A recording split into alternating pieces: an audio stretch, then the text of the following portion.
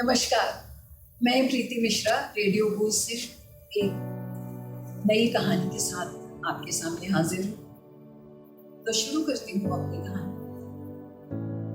Train धीरे धीरे platform से रेंगने सी लगी थी। वो एसी 3 टायर में सफर कर रहे थे और ये डिब्बा बिल्कुल खाली सा था। उन्होंने देखा कि साइड की बर्थ पर 2 किशोर वय के लड़के बैठे हुए हैं जो कि आपस में थोड़ी लड़ाई सी कर रहे हैं, हंस रहे हैं। उन्होंने अपना टाइम पास करने की गरज से बच्चों से पूछ लिया, कैसे हो, कहाँ जा रहे हो?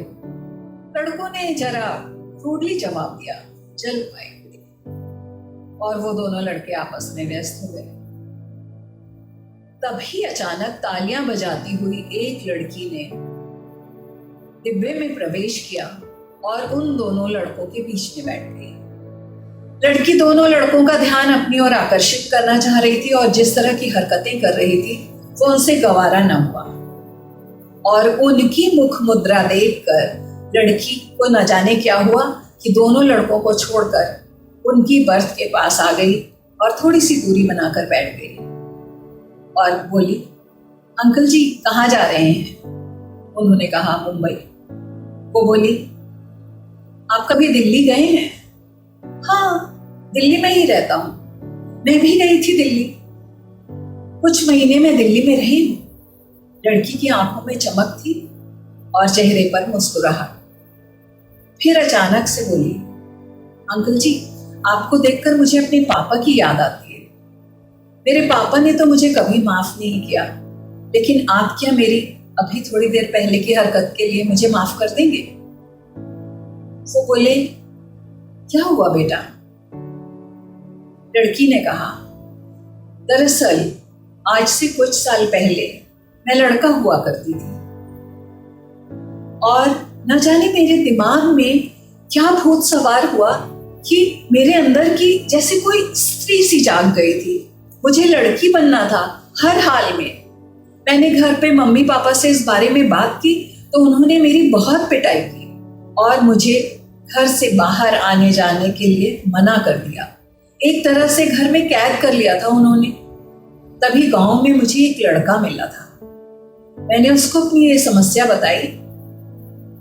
उसने कहा कि वो मेरी मदद करेगा और वो लड़का मुझे यहाँ ले आया गुरुजी के पास और गुरुजी ने मेरा ऑपरेशन करवा दिया और इस तरह मैं लड़के से लड़की बन गई। जैसे ही ऑपरेशन के बाद मुझे होश आया, मैं तो आकाश से जैसे पाताल में गिर गई। मुझे अब समझ में आया कि मेरे माता पिता मुझे क्यों मना कर रहे थे। कितना डांट रहे थे, मैंने उनकी बात नहीं सुनी, लेकिन अब मेरे पास पछताने के अलावा और कोई चारा नहीं था। उनसे चुप ना रहा गया। उन्होंने कहा, तो फिर तुम ये काम छोड़ क्यों नहीं देती? भाग क्यों नहीं जाती? कोशिश की थी, मौसी के यहाँ चली गई थी भागकर, लेकिन इन लोगों के हाथ बहुत लंबे हैं। मैं कहीं भी जाऊंगी ये लोग मुझे पकड़ कर ले आएंगे। गुरुजी ने मेरे ऊपर 4.5 लाख रुपए खर्च किए हैं। वो कहते हैं कि पहले मेरे पैसे चुका दो, कर्जा चुका दो, फिर चाहे कहीं भी चले जाओ।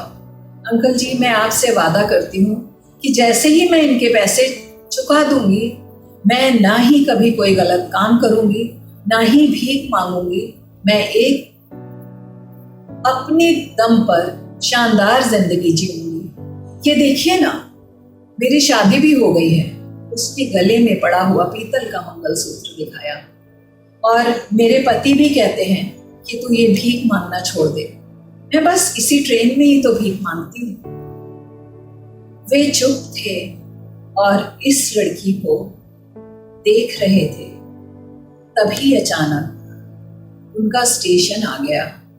लड़की ने कहा, अंकल जी लगता है आपका स्टेशन आ गया। वो बोले, बेटा कभी भी मेरी जरूरत पड़े तो याद करना, मैं दिल्ली में। लड़की बिना ताली बजाए उनकी ओर देखकर मुस्कुराए। बस इतनी सी मेरी कहानी। आपको कैसी लगी कमेंट बॉक्स में जरूर बताइए।